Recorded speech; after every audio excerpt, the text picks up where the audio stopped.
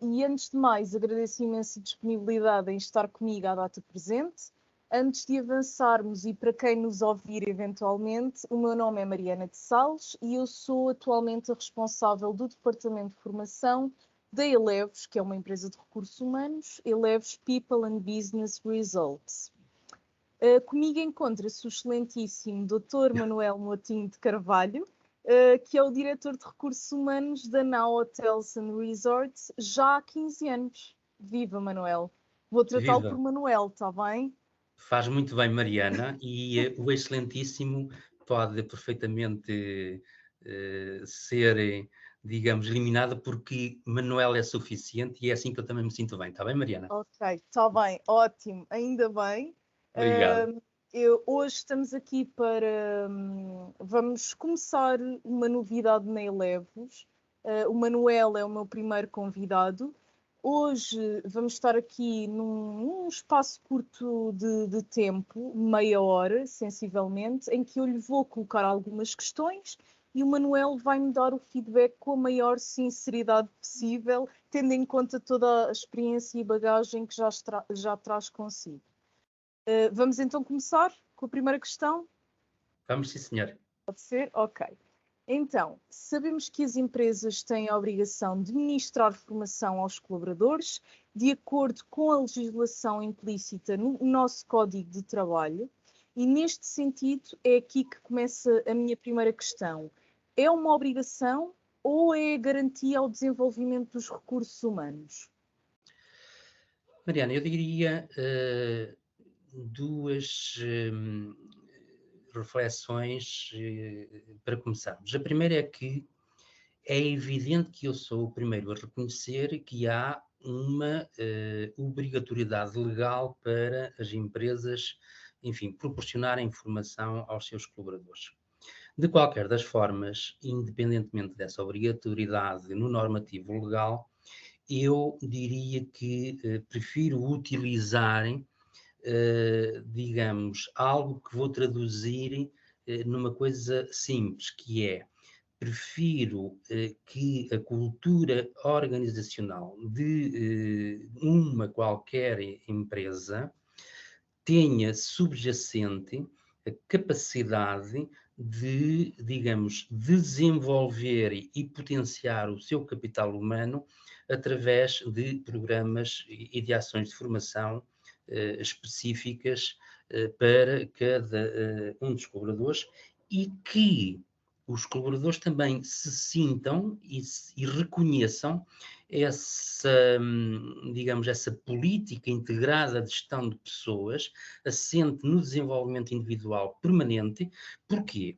Porque é nesta base, e eu aqui acrescentaria o conceito de formação contínua, independentemente da obrigatoriedade no normativo legal existente, e, portanto, na perspectiva da formação contínua, eu diria que é a base do tal segredo de desenvolvimento de capital humano nas empresas. E, nessa perspectiva, eu diria que é a empresa que deve proporcionar essa política integrada aos seus colaboradores, de forma a que eles possam alcançar maior satisfação no desempenho ao longo da sua vida profissional e, ao mesmo tempo, complementar, e isto é importante, digamos, aprendizagens que complementem, que vão para além, digamos, dos seus currícula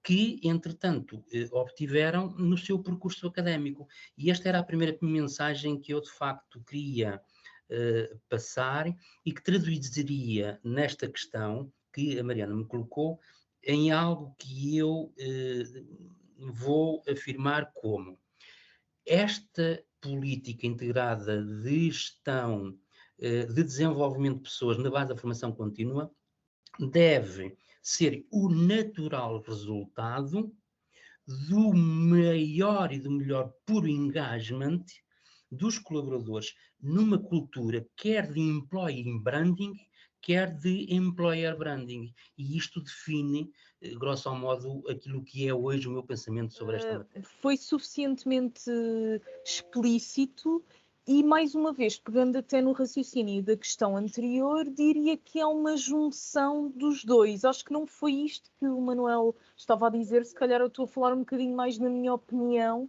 e daquilo que tenho ouvido com outras entidades que até possamos ou não trabalhar. Que é realmente, sem dúvida, um investimento e um investimento muito a par com a valorização, como o Manuel estava a dizer. Às vezes a valorização não é só o nosso vencimento, claro que isso é importantíssimo, porque nós só conseguimos viver e sobreviver com o nosso vencimento mensal e por aí adiante, mas também somos reconhecidos através das formações e dos pequenos gestos. É uma questão, mais uma vez, de manutenção a todos os colaboradores ao longo do tempo. Lá está, é uma continuidade, mas sem dúvida que também não deixa de ser um custo, não é? Porque todas as formações têm o seu custo. E agora, não querendo meter aqui num papel um bocadinho delicado, porque eu comecei a pergunta anterior com na sua opinião, e obviamente que o Manuel vai se restringir à sua opinião e não vai estar a falar por outras pessoas, e é óbvio, mas eu já ouvi alguns, lá está, mais uma vez, clientes e não clientes a dizerem: eu gostava de adquirir determinada formação, mas sinceramente ao menor custo possível. É muito esta ideia que se tem, ou pelo menos, não quero estar a comprometer ninguém, que eu tenha em relação à formação. O que é que me diz neste sentido? Eu compreendo, digamos, essa reflexão, esse pensamento, mas eu, mais uma vez, talvez por experiências do passado que tive, eu acho que de facto é sempre um investimento, porque é um investimento no sentido de as pessoas adquirirem maior e melhores competências, e é um investimento para as organizações no sentido de terem resultados e terem, digamos, implicação e envolvimento, que trazem benefícios integrados, quer para o colaborador, quer para a organização. Eu diria que é um investimento win-win. E, portanto, eu tenho sempre alguma relutância relativamente a esta questão do custo. Com franqueza, Mariana, acho que este win-win, cada vez mais as empresas estarão sensíveis à necessidade de desenvolver competências dos seus colaboradores para garantir, quer por um lado, a atração, quer por outro lado, a fidelização. Caso contrário, não havendo esta política de investimento na gestão de pessoas, nesta componente, digamos, pedagógica, de aquisição de competências, desenvolvimento de talento, desenvolvimento de capital humano, não vejo isto de forma diferente, confesso. Exatamente. Aquilo que o Manuel me estava a fazer pensar é que realmente, sem sombra de dúvida, a sua resposta final, e corrija-me se eu estiver errado, é que a formação é sempre um investimento, independentemente do custo. E custo, se pensarmos em questões um bocadinho corriqueiras. Sim, mas mesmo enquanto eu ouvia o Manuel a falar, estava a pensar numa questão que é, nós queremos, por exemplo, na nossa vida pessoal, uma casa, e nessa casa o que é que queremos? Queremos conforto, mas isso vai trazer obviamente custos, não é?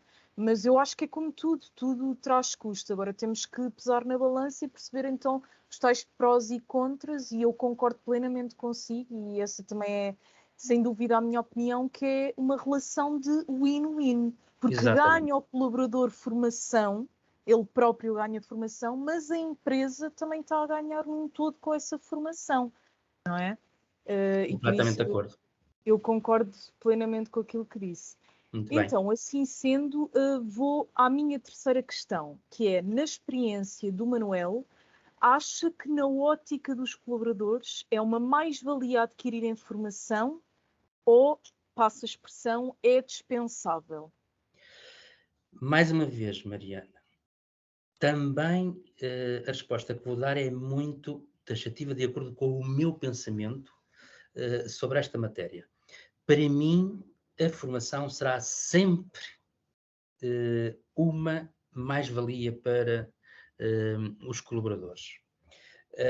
E vou dar-lhe, aliás, um exemplo que eu vivenciei ativamente e de forma muito interessante, que basicamente foi algo que assentava, vou tentar conseguir ser sucinto e objetivo no que vou dizer. Algo que assentava, digamos, no processo de avaliação de performance anual e que tinha subjacente a componente de desenvolvimento individual. E nessa perspectiva, a determinada altura, perguntava-se assim ao colaborador objeto dessa avaliação: olha, daqui a 3 anos, o que é que queres fazer? E o que é que queres ser? E na perspectiva da sua pergunta, a resposta era dada e, portanto, era algo que seria uma mais-valia. Porquê?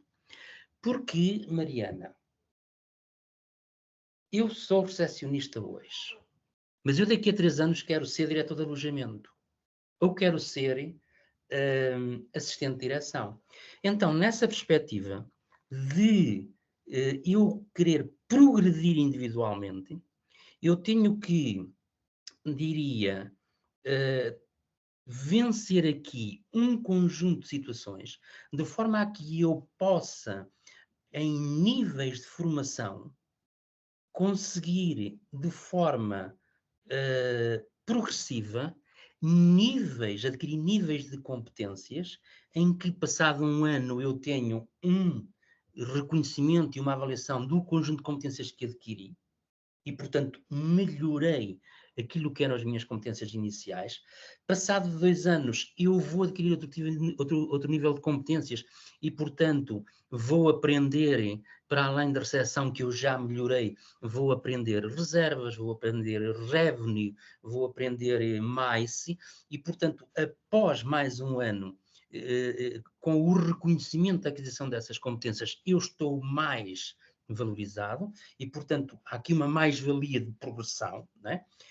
Vou continuar e daqui a 3 anos eu vou adquirir outro tipo de competências mais integradas, no sentido de, a 360 graus, eu dizer assim, bom, se há 3 anos atrás eu queria ser diretor de alojamento ou assistente de direção, o conjunto integrado de competências diversificadas nas diversas funções pelo qual eu adquiri competências, permitiram-me a mais-valia de eu propor que tenho possibilidade objetiva de ser promovido, de ser desenvolvido e mudar e progredir da minha função, que era recepcionista, para, digamos, a função de middle management.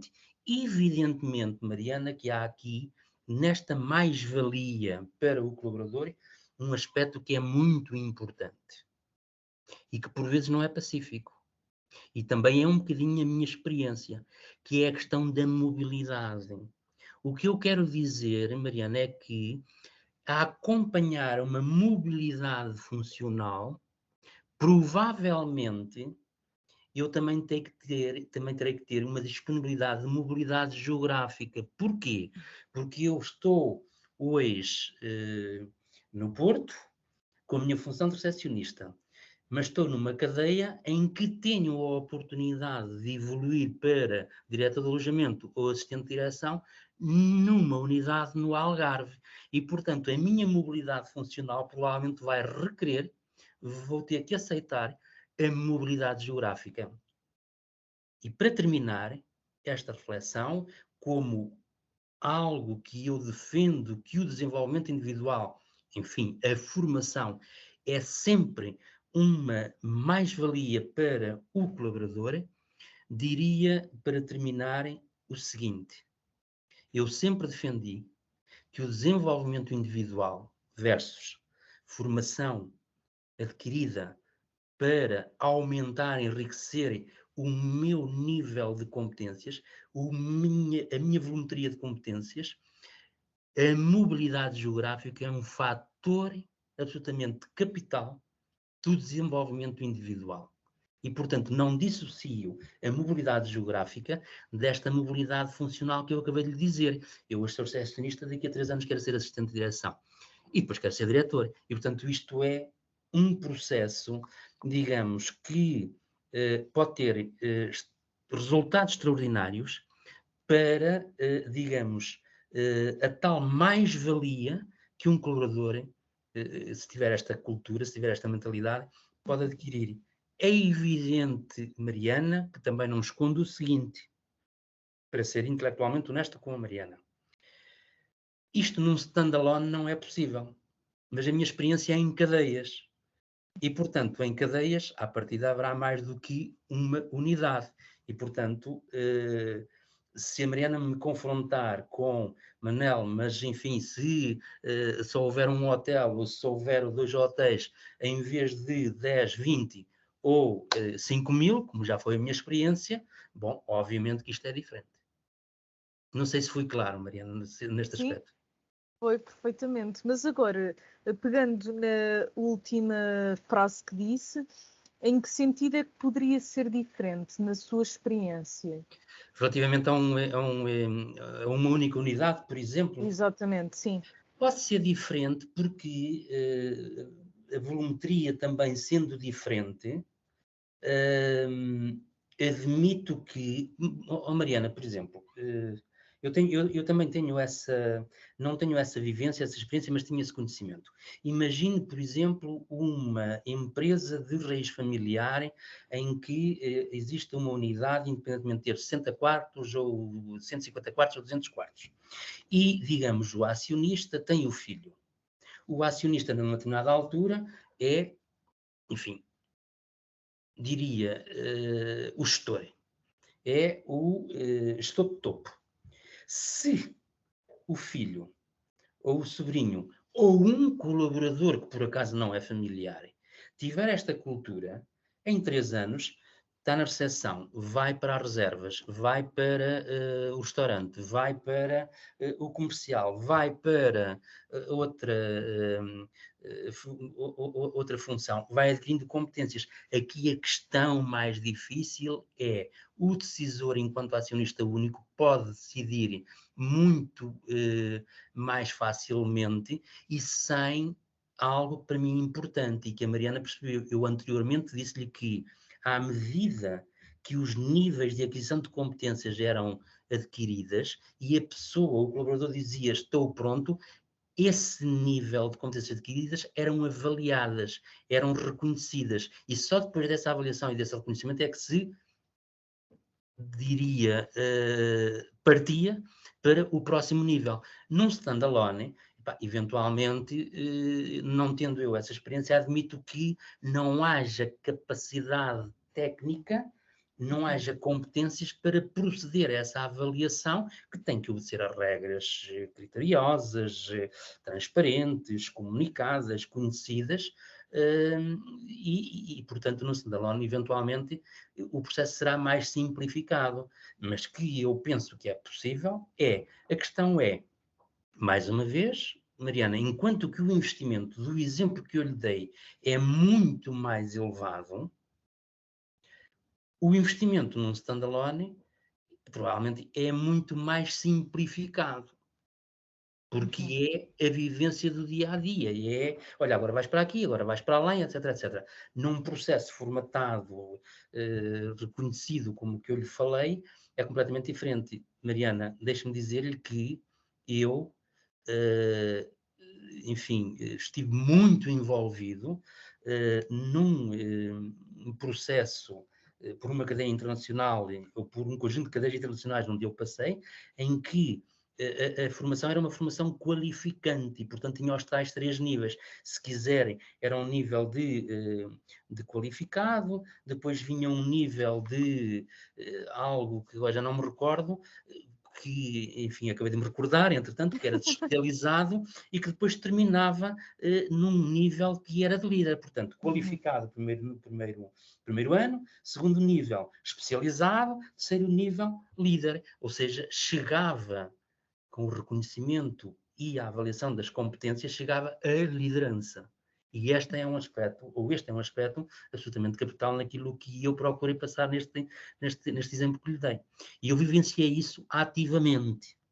Agora, o volume das pessoas que entravam neste processo também não era elevado. Porquê? Porque Exato. havia assessments, havia, digamos, um estudo, uma avaliação do gap de competências que tu hoje tens estas, para chegares amanhã, daqui a 3 anos, aquilo que queres ser, tens que adquirir, e isto era tudo estudado, era tudo avaliado, etc, etc. Que é possível, que foi um sucesso, agora, não é, reparem, vamos imaginar uma população de 500 pessoas. Este processo é objetivamente altamente seletivo, e se calhar só entrava neste processo 15 pessoas, 20 pessoas, Claro.